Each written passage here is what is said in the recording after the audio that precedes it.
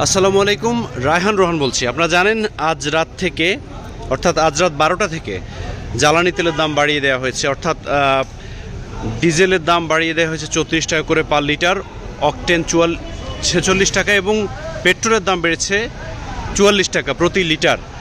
তো ঢাকা শহরে সারা দেশে যত পেট্রোল পাম্পগুলো রয়েছে সব জায়গায় কিন্তু এখন বাইকারদের ভিড় এবং বাইক সহ বিভিন্ন গাড়ি, অর্থাৎ যাদের পেট্রোল অকটেন এরকম তেল লাগে তারা ভিড় করে আছেন। আমি যেই পেট্রোল পাম্পে দাঁড়িয়ে আছি এটি হচ্ছে মিরপুর 14 নম্বর একটা petrol pump.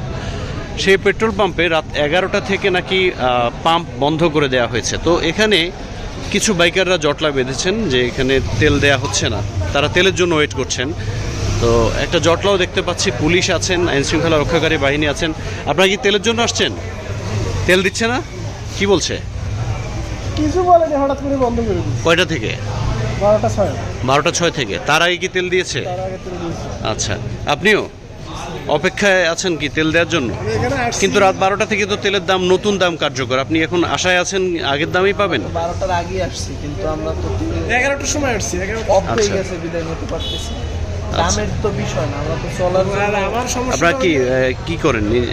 Right share. Right share. তো কালকে থেকে তো অনেক দাম বেড়ে যাবে, তাই না? আপনাদের কি সমন্বয় করা হয়েছে মানে অ্যাপস থেকে? তো এই সম্পর্কে অবগত না, আমরা তো এই প্রথম এত হুট করে এত টাকা বৃদ্ধি তেল তো আমার পক্ষে কেনা সম্ভব না। আচ্ছা, এর আগে ছিল 86 টাকা, এখন যদি সেই তেল 130 টাকা বিক্রি করতেছে, 35 টাকা হয়ে গেছে। আপনি পেট্রোলে চালান? জি জি। আচ্ছা, পেট্রোল তো এখন কত? এখন আর কি নতুন হিসেবে 44 টাকা করে বাড়ছে পেট্রোল। জি জি। আচ্ছা দর্শক, একজন রাইড শেয়ারিং করেন এমন একজনের কথা শুনছিলেন যে আসলে তারা চিন্তায় কালকে থেকে নতুন দাম, তো সেই নতুন দাম অনুযায়ী ওনারা কিভাবে চলবেন। আগে এসেছেন যদি কিছুটা সাশ্রয় দামে কিনতে পারেন, কিন্তু পেট্রোল পাম্প বন্ধ করে দেওয়া হয়েছে, যার কারণে ওনারা তেল পাচ্ছেন না আপাতত। এই হলো অবস্থা। তেল পেয়েছেন? হ্যাঁ, পাইনি।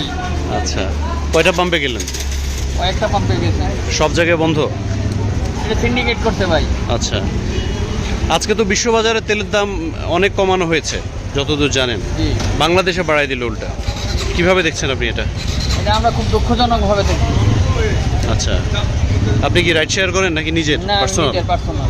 আচ্ছা, তারপরে আসলেন যে একটু। শেয়ারিং এর তো আর অবস্থা খারাপ না, একজন আফসোস করলো মাত্র যে রাইড শেয়ারিং, উনি তেলের জন্য 11টায় আসছেন, 11টা থেকে নাকি পাম্প বন্ধ করে রাখছে।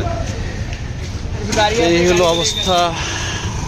যাই হোক, পাম্প কর্তৃপক্ষ যেটা জানালেন যে পাম্পটা বন্ধ করে দেওয়া হয়েছে। কয়টার সময় বন্ধ করলেন? কোম্পানি অনুযায়ী। কয়টার সময় বন্ধ করলেন? কোম্পানি অনুযায়ী যা করা 12টা। রাত 12টা থেকে বন্ধ? হ্যাঁ। তেল আছে? তেল থাক না থাকলে আমার তো তাই না, আমার লাভ নেই। আচ্ছা আমি কোম্পানির চাকরি করে, আমার কোম্পানি অনুযায়ী আমার চলতে হবে। আচ্ছা। আজকে ক্যাটারিং থেকে আমার বাসায় পুরো দোকান 1:30টার সময় গাড়িতে তেল ভরে নিয়ে গেছি। আমার নিয়ম তো নিয়ম 12টা গাড়ি ক্যাটারিং থেকে না, আপনারা কি প্রতিদিন রাত 12টার পরে বন্ধ করেন? না, আমি তো আসি, মাঝে মাঝে আসি তো। নিয়ম মতন আজকে বন্ধ করে দিচ্ছেন? আজকে বন্ধ করছেন না? প্রতিদিন বন্ধ থাকে না, আমি আসি। যাই হোক, ওনারা আজকে বন্ধ করে দিল।